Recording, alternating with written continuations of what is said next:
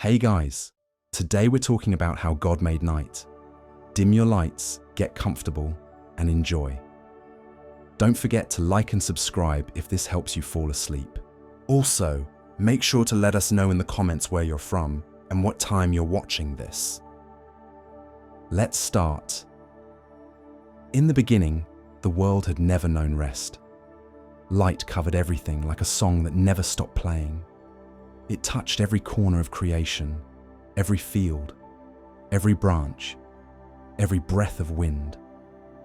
The oceans glittered endlessly, their waves reflecting gold upon gold. Trees stood tall and awake, their leaves trembling in the eternal warmth. The clouds were never grey, they were pale silver, painted by the sun's hand again and again. It was beautiful, yes, but beauty that never changed soon became heavy. The animals wandered with weary eyes, unsure when to stop. Rivers ran and ran until they forgot what stillness meant. The flowers bloomed themselves into exhaustion, never folding, never resting. Even the mountains, those ancient and patient giants, began to fade at their peaks, tired from holding so much light. And God saw this endless glow and felt something strange inside his heart. An ache, gentle but deep, like missing something he had not yet made. So, he walked along the horizon where the sky met the sea. The light there was softer, trembling like it wanted to hide. God reached out his hands, and for the first time, he gathered light not to give, but to keep. The light flowed through his fingers like golden water, slipping away until only a quiet blue remained. He looked at that blue and smiled. "This," he said softly, "is the beginning of rest." As his words drifted through creation, the winds slowed. The endless shimmer began to fade. The rivers grew calmer, the leaves less bright. Even the birds grew silent, pressing their heads beneath their wings as if they remembered something older than the light itself. Sleep. The first shadow stretched across the land. It wasn't dark, not yet. It was soft and cool, like the edge of a blanket being pulled over the world. The sky deepened, folding upon itself in shades of indigo, violet, and deep silver. God watched the colour spread, and it reminded him of breathing, the whole world exhaling at once. He whispered, "Be still." And for the first time, stillness answered. From that stillness, God began to shape what would become night. He reached into the fading light and took a handful of warmth, rolling it gently in his palms until it became small, glowing embers. With a flick of his fingers, he scattered them across the dark sky, and each ember hung there, pulsing softly. The first stars. They were not meant to outshine the sun. They were meant to comfort the darkness, to remind the world that even in silence, light still lives. As they appeared one by one, God felt the night come alive, not loud or bright, but breathing. The stars blinked like tiny hearts. The air cooled and began to carry whispers instead of echoes. The world didn't end when the sun fell. It simply began to dream. God sat upon the edge of the sky and listened. He could hear the gentle rhythm of sleep spreading through creation, the soft rustle of fur against grass, the sigh of waves curling into themselves, the slow pulse of roots beneath the soil, all of it blending into one calm symphony. He smiled. "Finally," he said, "they are resting." But something was still missing. The night was beautiful, but too quiet. God wanted the world to feel something while it slept, to wonder, to imagine, to heal. So he took a breath and let it fall gently over the earth. From that breath came invisible ripples, silver, delicate and weightless. Dreams. They drifted down like mist, slipping through windows of branches and the cracks between waves. They entered the hearts of all living things. Some dreamed of running, some of light, some of memories they hadn't lived yet. And as those dreams began to bloom in the stillness, God realized that night was not an ending. It was a promise. He leaned back and looked at his creation beneath the stars. The horizon was a soft line of violet. Somewhere in the distance, a single owl opened its eyes for the first time. The sea shimmered faintly, reflecting not sunlight, but the faint silver breath of the moon, something new that had risen quietly while no one was looking. God watched the moon float upward, glowing with borrowed light. He smiled again. "You can stay," he said gently. "Keep them company." The moon bowed slightly in the air and drifted higher, its light soft and kind. It wasn't the fierce flame of the sun. It was cool, calm and protective, like a hand over a child's eyes. Now, the night was complete. The world slept deeply for the first time. The trees sighed in relief. The water stopped running and began to hum. Even the light itself, tucked behind the curve of the world, finally closed its eyes. And in that moment, God learned something precious, that even creation needs to rest to stay alive. He whispered into the darkness, "Sleep well, my children. Tomorrow will find you again." Then he lay back beneath his own stars, watching as the dreams he had breathed came alive in every corner of the earth. The night wrapped the world like a soft blanket, and God watched it settle, silent and perfect. For the first time, there was peace. The night deepened, not by growing heavier, but by learning how to be gentle in smaller ways. It folded itself around hills and houses, hid softly in the hollows of tree trunks, pooled in the quiet corners of rooms where lamps had gone out. The air cooled, and the sounds of the world slowed until they seemed to move in long, careful lines. Like handwriting you could fall asleep inside. God walked through this newborn calm as someone who has finished a long day and finally steps barefoot onto a cool floor. He watched how the stars, shy at first, grew bolder once they realized no one was asking them to be the sun. They blinked in patient patterns, as if practicing a language made only of pauses and tiny lights. On the edge of a meadow, fireflies woke as though remembering an old promise.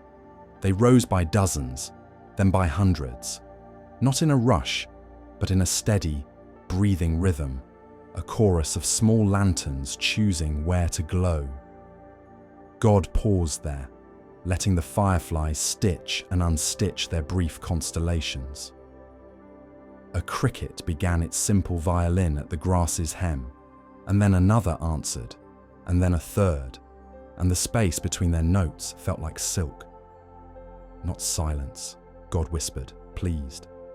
"Rest that knows how to hum." He turned toward the sea. The moon, unafraid, unhurried, had climbed a little higher, and the water wore it like a silver shawl. Waves came and went with the softness of a sleeping chest, each one folding into the next without argument. On a dark rock, an owl lifted its round face, listening to the mathematics of the tide. In another life, perhaps it would have counted.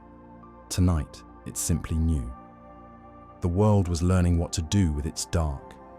Children, tucked beneath blankets, began to float, first in thought, then in dream, down dim hallways lined with the softest shadows. Dogs turned in slow circles and settled with sighs that seemed to empty out the day. Trees, relieved of their glittering watch, leaned toward one another and traded secrets in leaf voice, which is like rain if you listen long enough. And rivers, awake for ages, finally discovered what it meant to carry not just water, but sleep. Still, the night asked for something more. It had shape and breath and music, but it needed memory. Gentle memory, the kind that doesn't wake you when it arrives. God sat at the hem of a shoreline and cupped his hands around the air as if catching a candle's flame. Into that invisibility, he spoke a promise that was not words. No one must be brave forever. The promise drifted outward like mist. When it reached sleeping towns, chests unclenched, shoulders softened, dreams brightened at the edges. The frightened dreamed in softer colours. The weary fell into deeper water and rose lighter. And then God did a curious thing. He unfolded time into 2 long ribbons and laid them across the night. The first ribbon he called the first watch, hours when even the owls blink slowly and the moon listens instead of shines. The second he called the last watch, hours just before dawn, when dreams hold their richest colours and the earth rehearses waking without quite remembering how. Between those ribbons, he placed a seam, hardly visible, where the night could mend the day's loose threads. Sailors would one day learn those watches by heart. Shepherds would mark them with their own quiet songs. Writers, much later, would sit at windows and feel the seam pass through their rooms, never seeing it, always knowing. But tonight, they were simply a kindness, a way for rest to have a shape that people could hold in their hands.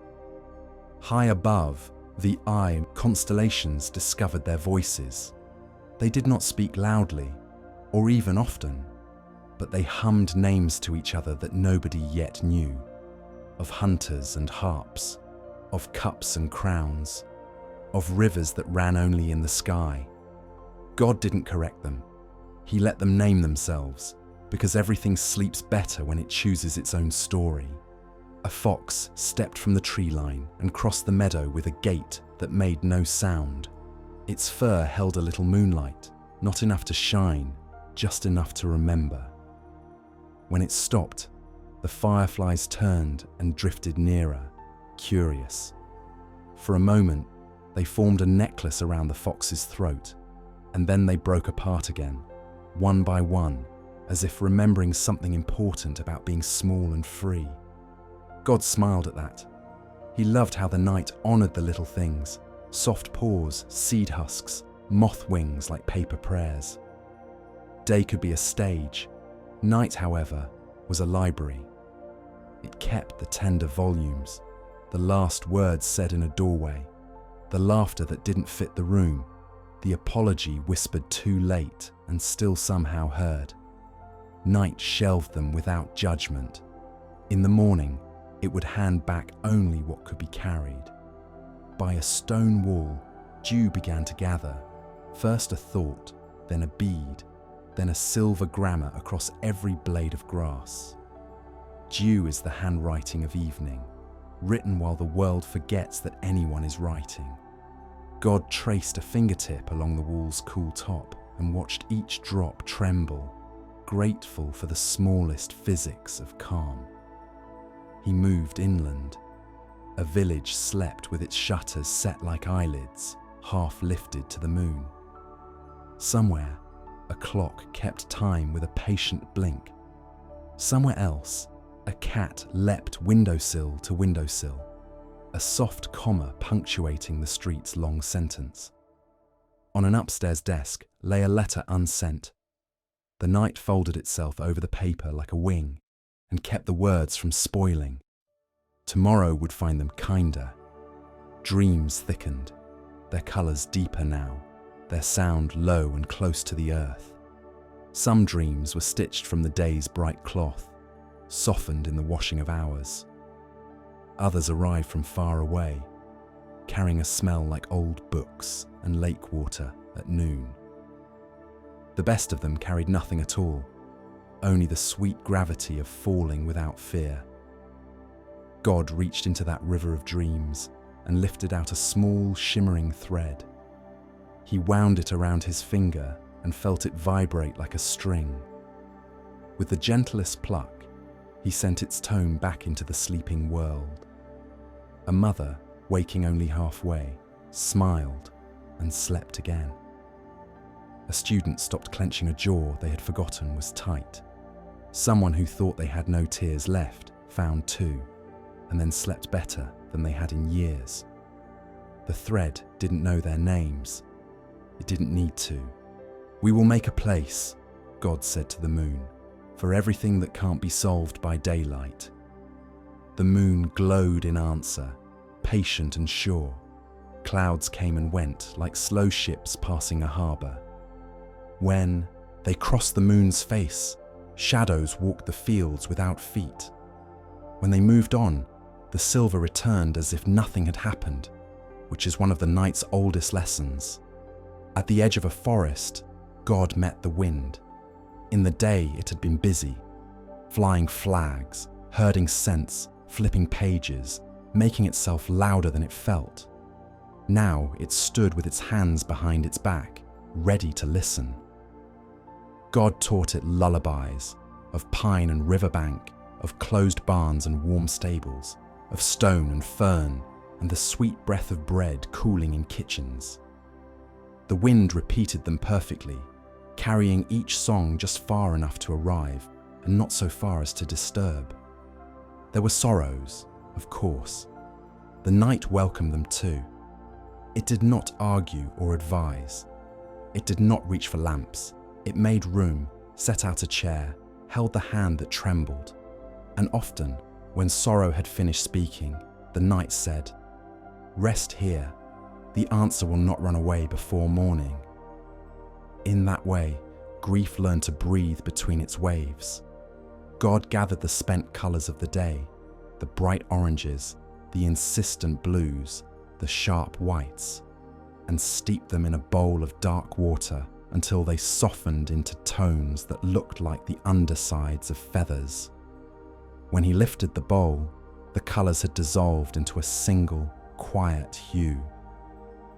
He poured it across the horizon where the sea met the sky. It lay there like a promise that tomorrow would come and that it would not be asked to hurry. He found too the little clatter left over from the day, a dropped key under a table, a name on the tip of a tongue, a thought that had knocked and not been heard. He picked each up, turned it in his palm until it lost its edge, and set it down where it belonged.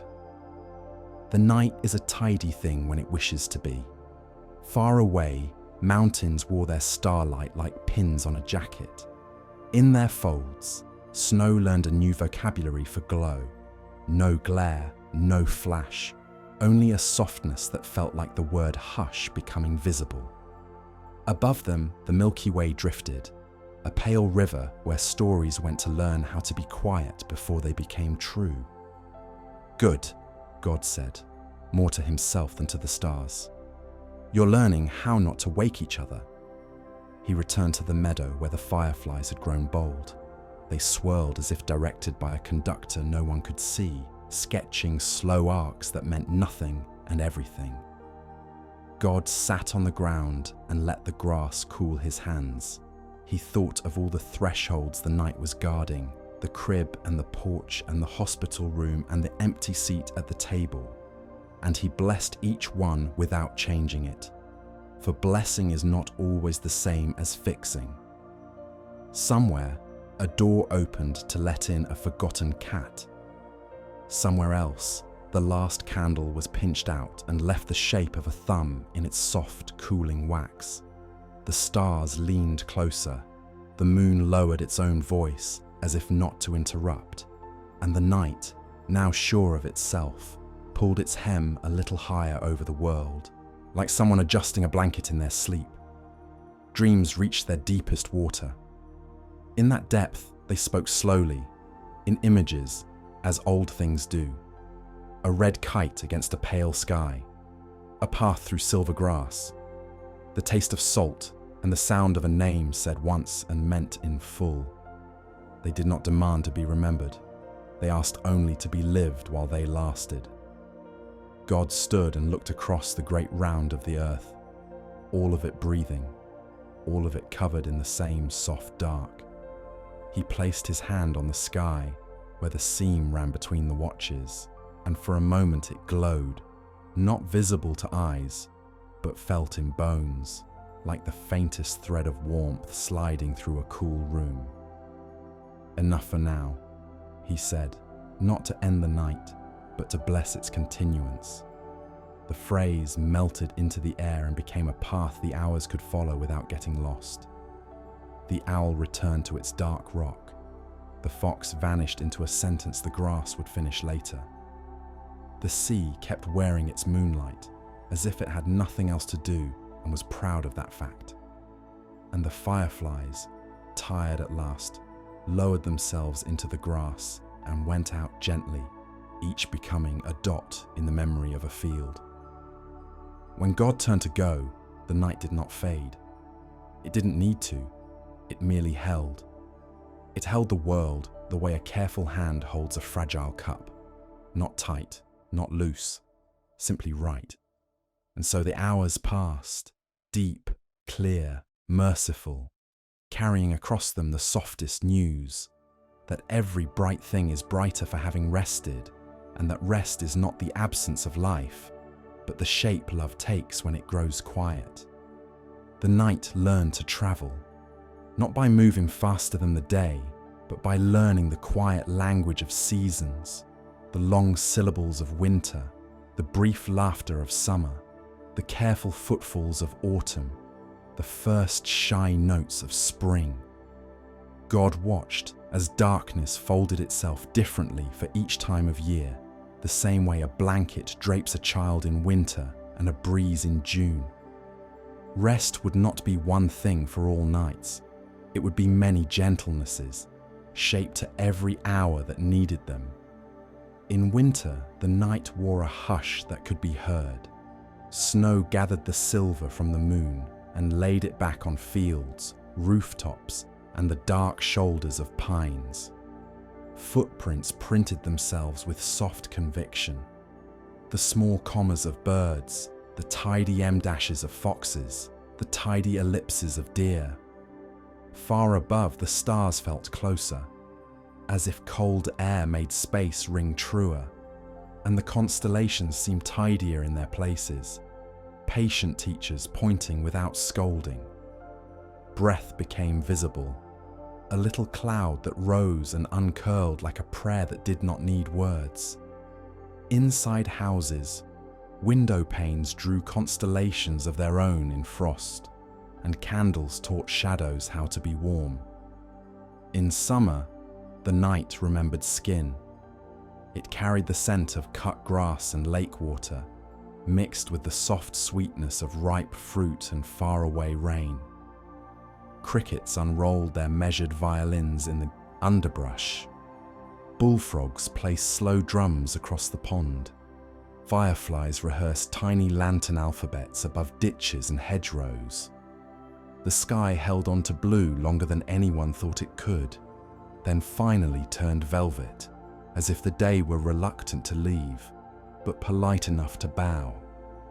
Lovers learned the names of stars by pointing and guessing and laughing. They were wrong most of the time and somehow more right for it.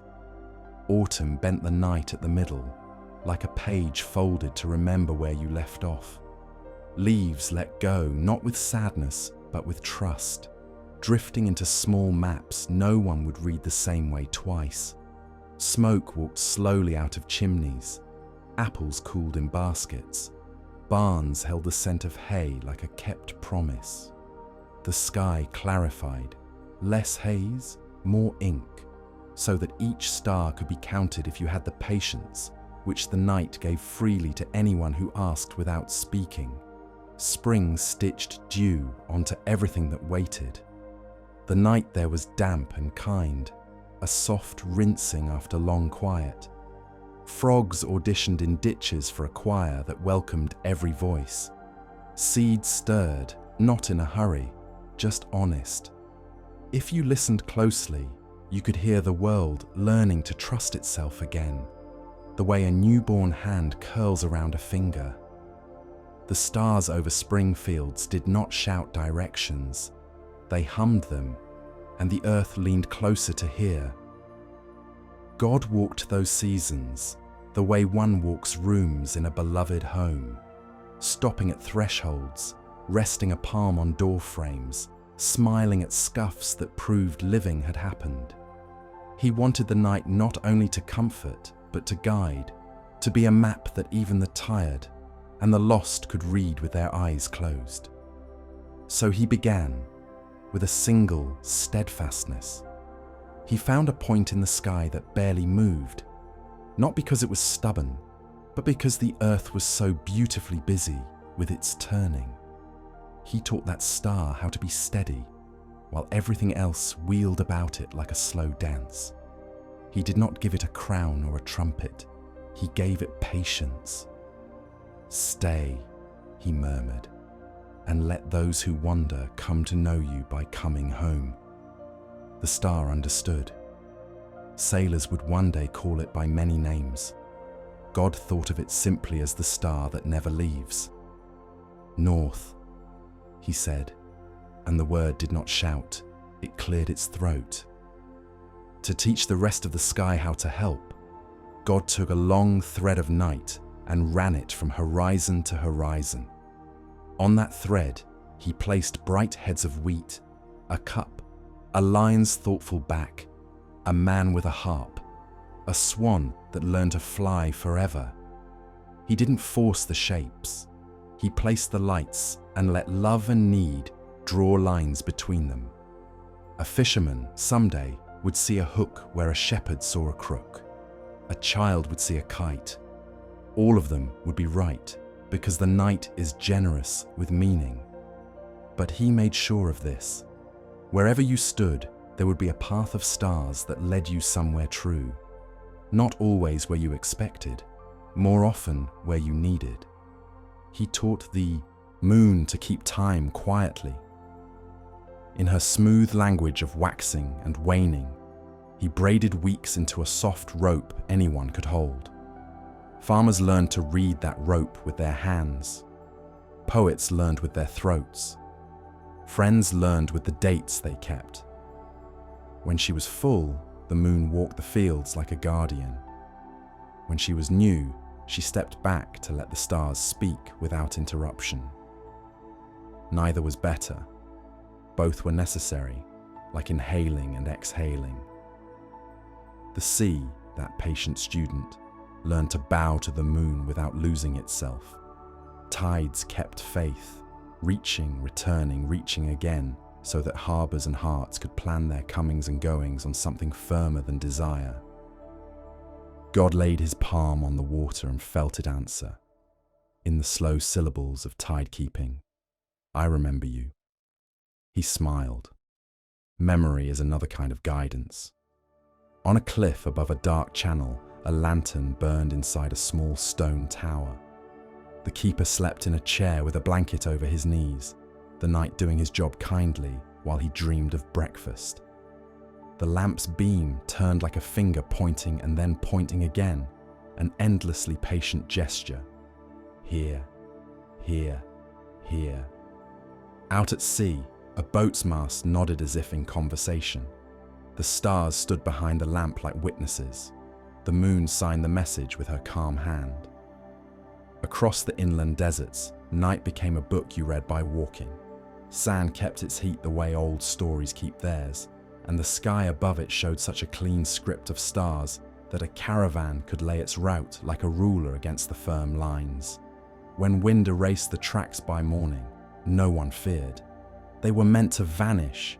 The remembering was in the looking up. God liked that, paths that did not live as scars. On mountains, the night stood closer to the lights above. It smelled of stone and clarity. Travelers who had spent their bravery in the day found new portions of it there. Quiet bravery, the kind that doesn't need a witness. They tucked it into their pockets like bread. God set a bright cluster above a certain narrow pass, a glittering handful like salt, to tell those who looked up, you were already most of the way. Many never learned the cluster's name, but they learned what it meant. In forests, night spoke in leaves and creek voices. Owls marked paragraphs. Bats added commas. A fallen log became an ellipsis.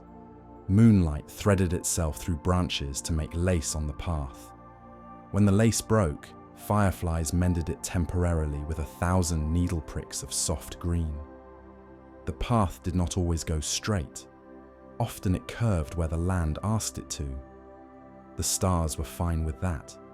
God was too. He added a kindness for storm nights. When clouds shouldered the sky and lightning wrote its brief, bright arguments, he set a subtle glow along the horizon, so faint you could only see it when you stopped insisting. It said, "There is land there. There is morning there. Hold your line." Pilots would one day learn to trust instruments more than eyes. Shepherds already knew to trust sheep. Both were, in their way, astronomy. There were lights he refused to kindle. He would not make a star that guaranteed shortcuts. He would not hang a constellation that said, "Pain ends now. Take this turn." He knew that night's honesty was part of its comfort, but he placed way markers that could be read while crying. The rhythm of sleeping breath beside you. The regularity of your own pulse when you finally lie still. The courage of small animals who go on eating under the owl's gaze because eating is what saves them. It is hard to lose your way completely while counting such things.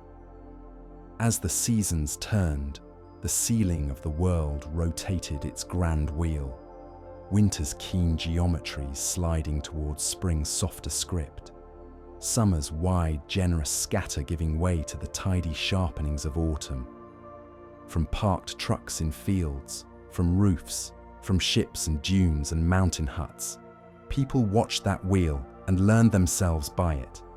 The farmer learned patience, the sailor learned fluency, the child learned the word again. God approved of that word. It is nearly the same as mercy. One night, no different from others, except that someone needed it to be.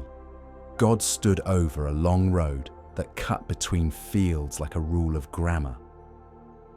A single traveller walked it, hood up against the light rain, shoes making a sound like polite applause. The traveller had left a place they loved because staying had begun to shrink them, and all shrinking has a limit. They did not know yet if leaving would grow them instead. God did not rearrange the road. He did not call the traveller back. He brightened the damp line where the pavement met the grass just enough to say, "I see you," and tilted a small, low constellation a finger width so that its arrow, invisible to all but one pair of eyes, pointed to a village light 3 miles on. In a kitchen there, tea waited that no one had planned to brew. Such adjustments were not miracles the way books would later tell them. They were the ordinary posture of a night that had pledged itself to gentle guidance. The stars did not bully. The moon did not warn. They offered clarity and let love do the choosing. Sometimes, for the joy of it, God let the night sing. Not loudly, never that, but in curtains of green and violet that walked the far latitudes, draping and lifting as if invisible hands were testing silk. The ground did not need those songs to navigate, the heart did. People stood with their hats in their hands and understood nothing except that something kind had visited. Understanding God knew can wait. Wonder helps you breathe now. As the hours thinned toward morning, the constellations loosened their grips a little, making room for the faintness that would become day. The moon tipped, as if pouring its last quiet into the sea. God traced one more slow circle with his finger, and in its wake the dew formed on fence rails and spider webs, small beads of navigable truth, each catching the first undecided light. If you leaned closer, you could see the whole sky inside a single drop. A map folded so completely, it became a jewel. "Good," he said to the night, which by then had learned how to answer by resting more deeply. Guide them without insisting. Point without pushing. be a road that stays even when footsteps forget it. And the night, obedient in the most beautiful way, laid its stars like breadcrumbs too bright to eat, so that even the lost would have to smile once before they found their way. The outer world had learned to follow the stars.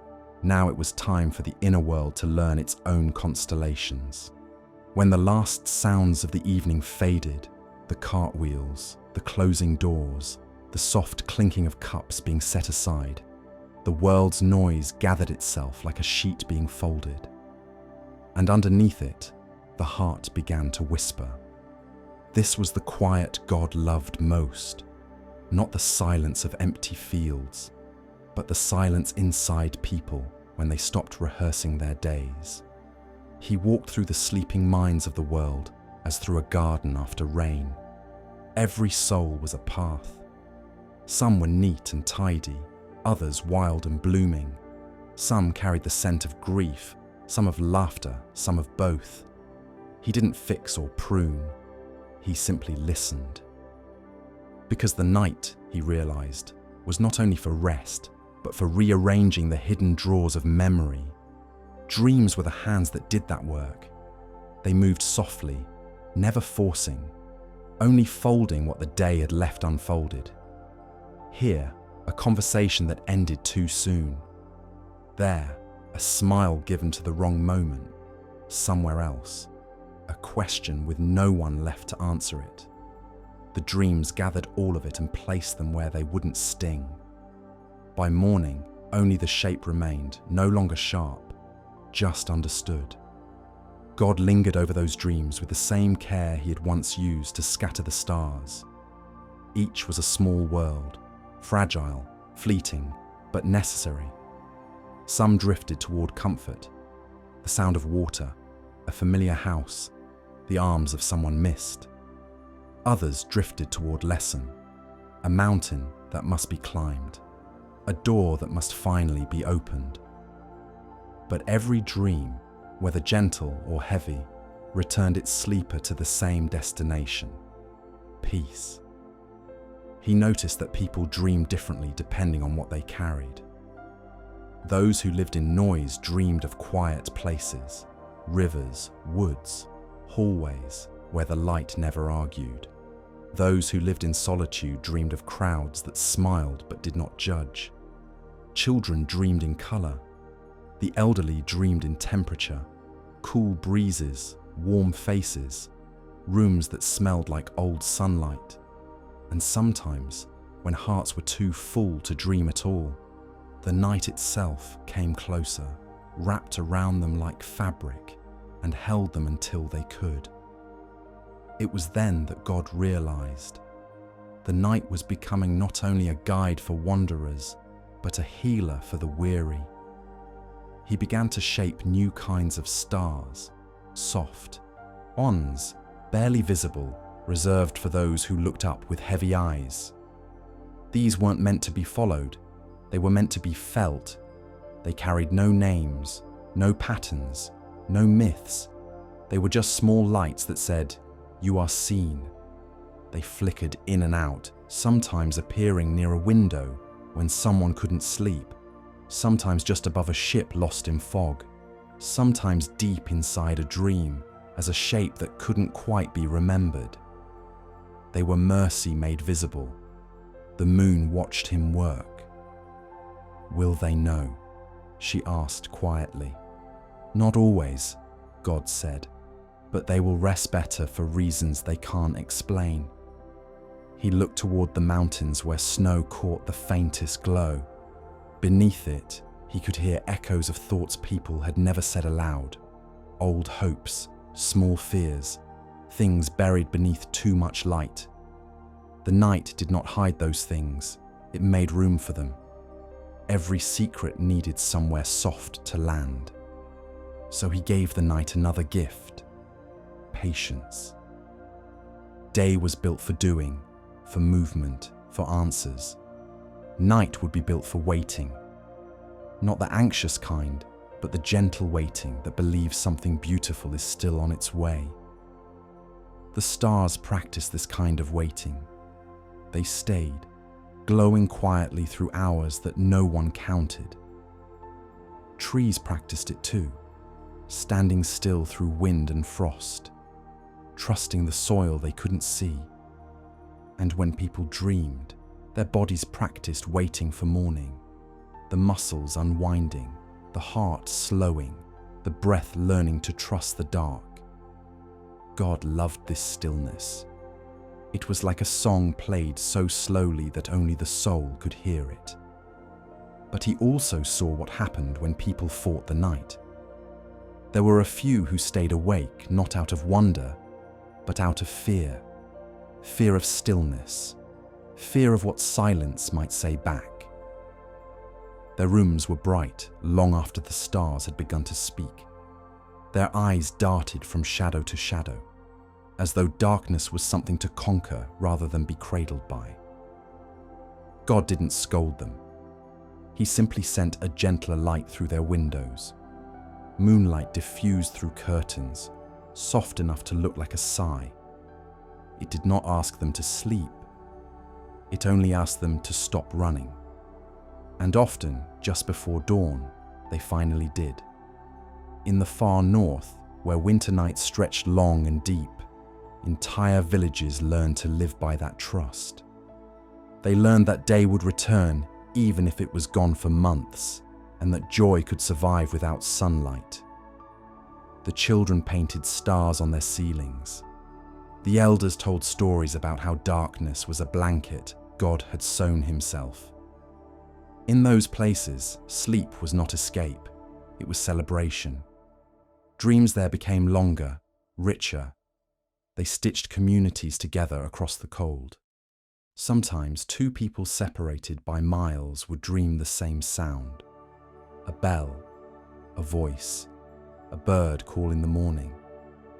They would wake, smile, and not question it. Some things, they knew, belonged to everyone. Elsewhere, in warm lands, where nights were short and restless, dreams were quicker, more colourful, like sparrows darting in and out of light. But even there, the heart found room to breathe. The stars were less visible in those skies, hidden by humidity and haze, but God kept them shining anyway, because even if unseen, light still comforts. He watched as the world slept through all these variations, long nights, short nights, cold and warm, and he realized something profound. Night had become the place where time was kind. In daylight, time demanded, wake up, move, do, decide. But in darkness, time only whispered, rest, wait, remember. It was mercy disguised as rhythm. By then, even dreams had started to evolve. They began to store lessons for the waking world, quiet revelations that waited beneath consciousness until morning's first breath unlocked them. A painter would wake knowing which color they had been missing. A lover would rise and understand what apology needed to be spoken. A child would sit up smiling for no reason at all, heart lighter though nothing outside had changed. God smiled too.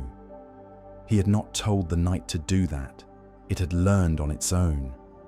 And in that moment, he saw what creation truly was. Not just obedience, but growth. Not just stillness, but wisdom blooming in the dark. The moon lowered herself closer to the horizon, brushing silver fingertips over oceans and windows, saying goodbye for now.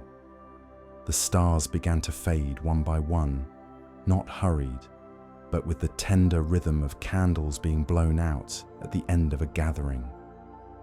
Dreams retreated, folding themselves neatly behind the eyes they had visited. And as dawn prepared its first breath, the night turned to God and asked softly, "Will they remember me when the light returns?" God looked toward the east, where the edge of the world was beginning to glow. He answered, "They will, even if they don't know it. Every sigh, every slow step, every pause in their laughter, that's you living inside them." The night smiled then, invisible but felt, and slowly unwrapped its arms. the stars faded, the sky paled, and the world woke feeling lighter than before, without quite knowing why. Because while it slept, the night had rearranged the heavy things, folded them neatly, and left a small note on the soul that said, "You can begin again." When the night had learned to heal and guide, it began to listen, and in that listening, something new was born. A voice. Not the booming kind that shapes mountains, nor the whisper that parts the seas, but a low, steady tone that lives somewhere between breath and thought. It began softly, almost invisible, like wind slipping through reeds or the hum of a distant harp played for no one in particular. People didn't hear it at first. They only felt calmer near open windows or kinder while walking beneath the stars. But slowly, across centuries, the world began to notice that quiet could speak. God watched it with patient joy. The night was growing wise. It started small, a shepherd humming to keep himself company on a hill. His voice matched the rhythm of the grass swaying around him, the same slow sway that once held creation's first silence. That tune drifted down the valley, where another shepherd picked it up without realizing why. By morning, an entire village could hum the same pattern of notes, and none of them would remember who began it. That was how night wrote its first song. Not in ink or stone, but in the shared stillness of those who needed company. God smiled. Good, he thought. They are learning to carry the dark inside them, not as weight, but as warmth. Everywhere he looked, people were giving the night shape through sound. In cold temples, flutes whispered slow as fog. In desert camps, voices rose around fires, telling stories older than their tongues. In coastal towns, sailors sang to the rhythm of ropes and waves, using the stars as their sheet music. Even silence joined in. It wasn't absence anymore. It was part of the harmony. When a mother sat beside her sleeping child and said nothing, that was the night's softest note. When two lovers held hands and spoke only through the quiet between their breaths, the night deepened in color around them. And when the lonely walked home beneath street lamps or moonlight, hearing only their own footsteps, the night hummed beneath their rhythm, not to fill the silence, but to let them know they weren't truly alone. God called this new creation the voice of rest. It was everywhere and nowhere, stitched into every pause, every sigh, every half-remembered song. It didn't teach words. It reminded hearts of things they already knew, but had forgotten during the noise of the day. He noticed how people began to build around that feeling. Monks built monasteries on mountaintops, not for isolation, but for listening. Poets began to write by candlelight, the ink flowing slower than daylight allowed. Painters learned to use blue in ways no one had seen before, not the bright blue of noon, but the deep, living blue of midnight. Even laughter changed. It became softer at night, not because it was weaker, but because it didn't need to prove itself. In the still hours, cities learned to breathe together. Shops closed, footsteps faded, windows glowed faintly like quiet lanterns. From high above, the world looked like a heartbeat made of tiny fires, a pulse of life surrounded by calm. God looked down and thought it was beautiful. He hadn't told them to rest like this. They had learned it on their own. The night, once an invention of mercy, was now teaching mercy itself. It taught patience first. People learned that not everything must be solved before morning. Letters could wait to be sent. Apologies could sleep inside the heart one more night and come out gentler in the daylight. Even pain, wrapped carefully in quiet, began to ache less sharply. Then it taught gratitude. There was something sacred in turning off a lamp, in closing a door softly, in lying still enough to hear one's own heartbeat. In the absence of sound, people discovered presence, the simplest kind of prayer. And slowly, without ceremony, the night began to live inside people. It found a home in musicians who played lullabies not for others, but for themselves. In the tired workers walking home, humming softly so their feet wouldn't feel lonely. In the writers who paused mid-sentence, feeling the night press its cool hand on their shoulder, reminding them to breathe before continuing. In the lovers watching rain blur streetlights into silver, knowing that love sometimes looked like staying quiet together. The stars above listened. They had once been guides, now they became witnesses. They watched as humans reflected the same calm they once received from heaven, not as mirrors, but as kindred souls. One evening, a child looked up at the sky and asked her father, "Who's singing when it's so quiet?" And the father smiled, unsure why tears filled his eyes. He answered, "That's the night saying thank you." God heard it too. He had not planned for gratitude to flow both ways, but now it did. The night no longer belonged only to the heavens. It had become part of the human voice, soft, incomplete, and utterly beautiful. God sat among the stars and listened to all the small songs being born across the world. Lullabies, prayers, sighs, breaths. Each one a note in a music that no single ear could hear in full. He realized something then. He had made night to give the world rest, but the world had made the night into something even holier, connection. Because rest, he saw now, was love without demand. The sky shimmered faintly as if agreeing. The moon tilted her face toward the earth and whispered, "Listen."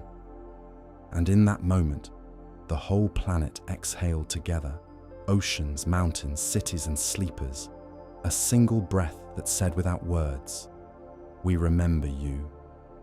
The night had learned to speak through silence. Now it began to speak through people, not the loud ones, nor the ones who wanted to be heard, but the quiet souls who stayed awake out of love. There had always been such people, even before they knew what they were doing. They lit candles beside sickbeds. They wrote letters to someone who might never read them. They kept the fire alive when everyone else was asleep, not because they were asked to, but because something inside them understood. Darkness needs witnesses too.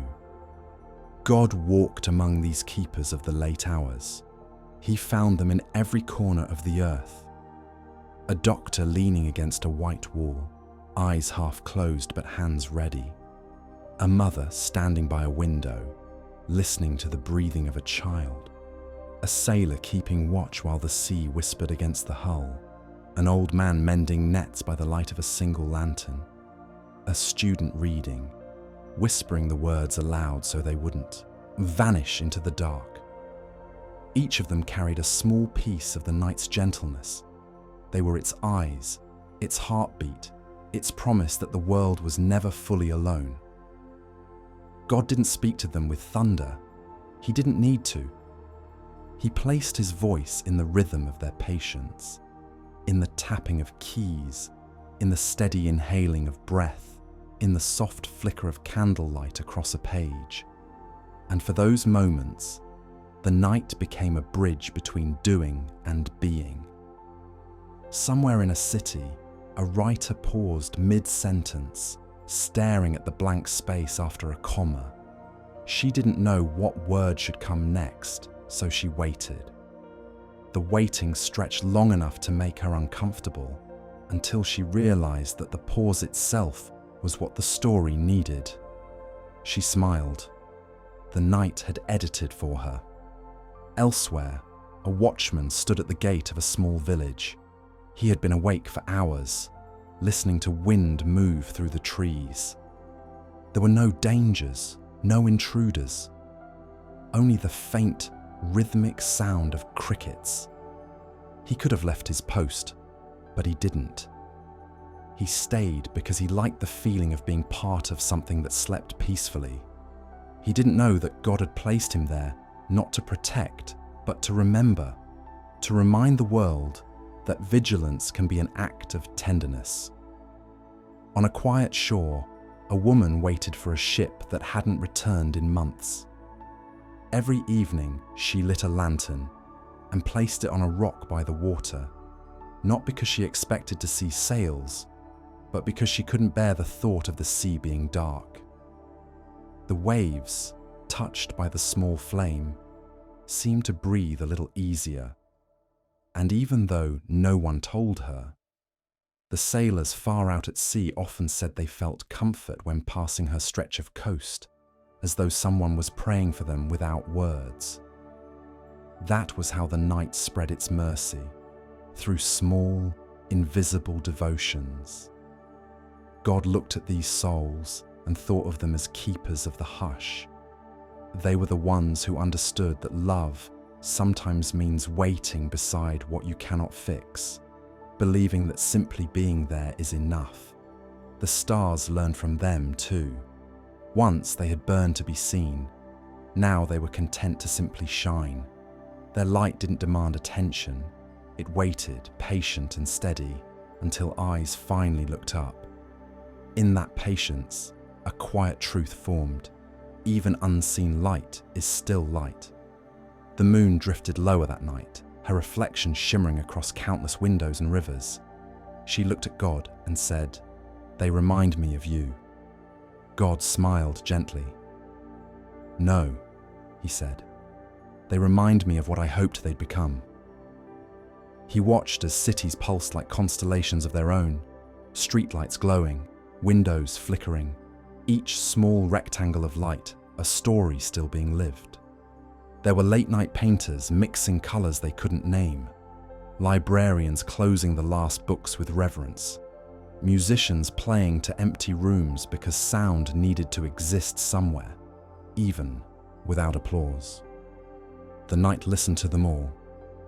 It began to weave their sounds together.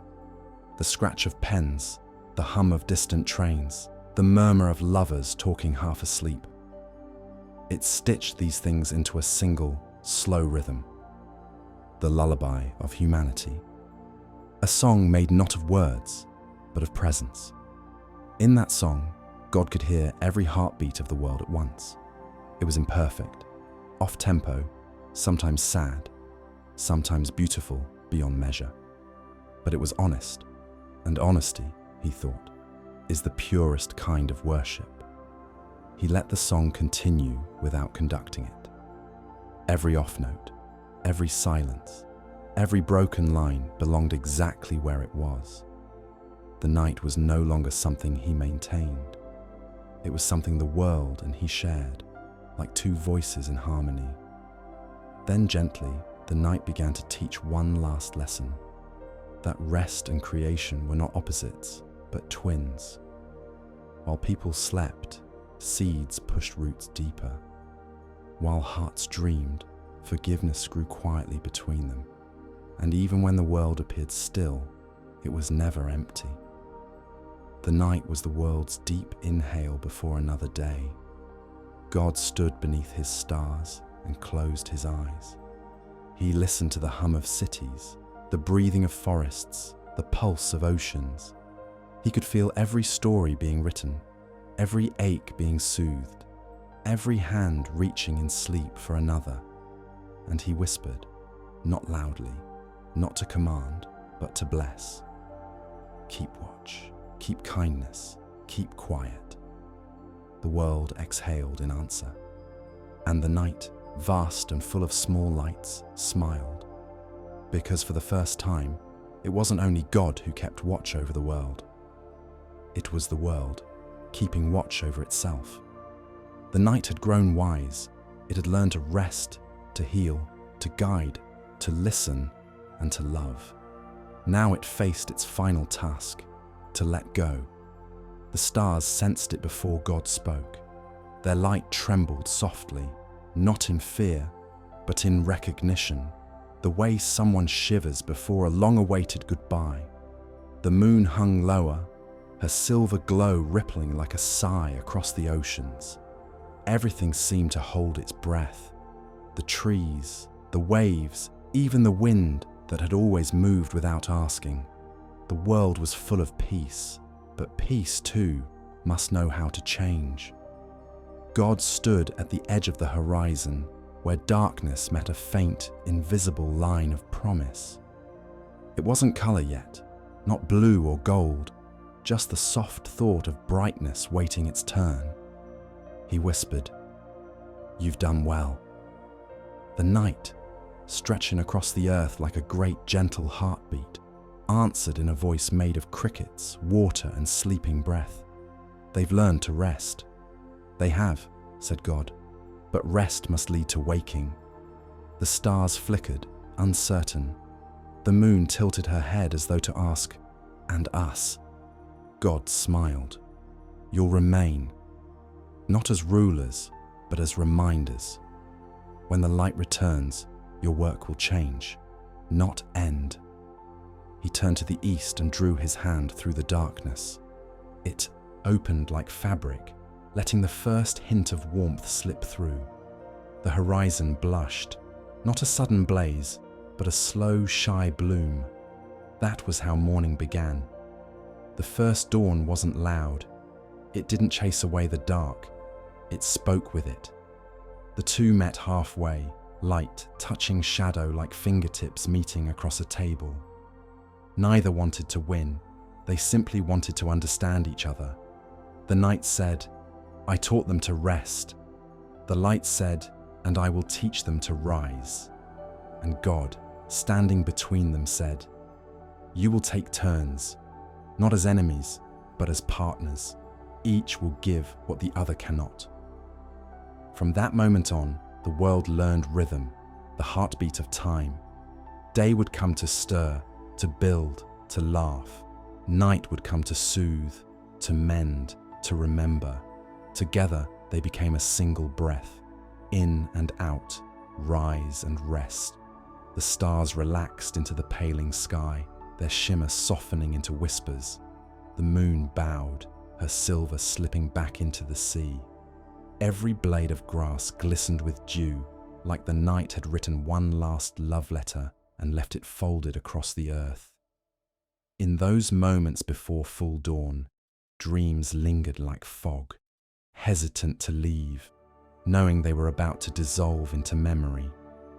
They drifted through open windows, brushing against the faces of those who had slept well, leaving behind a faint trace of peace.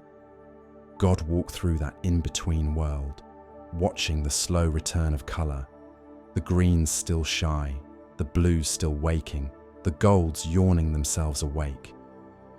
He felt the warmth grow, not burning yet, just curious. And as the first bird opened its throat, singing, not because it had to, but because it couldn't help it, God knew the world had learned the most important lesson of all, that even light must rest, and even darkness can shine. He turned to the night, which was already beginning to drift westward, folding itself neatly behind the mountains. "You gave them peace," he said softly. "That will never be forgotten." The night smiled. "And you," it whispered, "gave them choice, to wake, to dream, to be both." The two understood each other perfectly then. They were not opposites, they were reflections. As the first sunbeams reached the tops of trees, every shadow bowed in greeting. The light didn't erase them, it carried them forward, softened, part of something larger. The stars, though invisible now, lingered behind the blue, humming faintly, content in their hiddenness. The moon, half asleep, left one last silver line along the ocean's edge, a signature on her night's work. And God, seeing it all, rested his hands together, not in labor, but in peace. For the first time since he had begun, he was still, he looked upon the world, half bright, half dreaming, and said quietly, "Now they know how to live."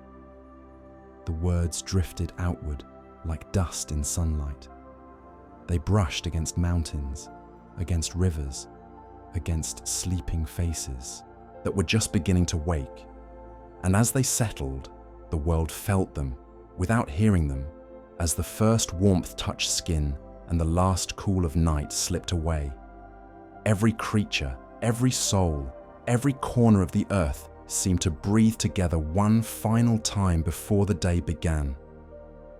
A breath that said, "Thank you."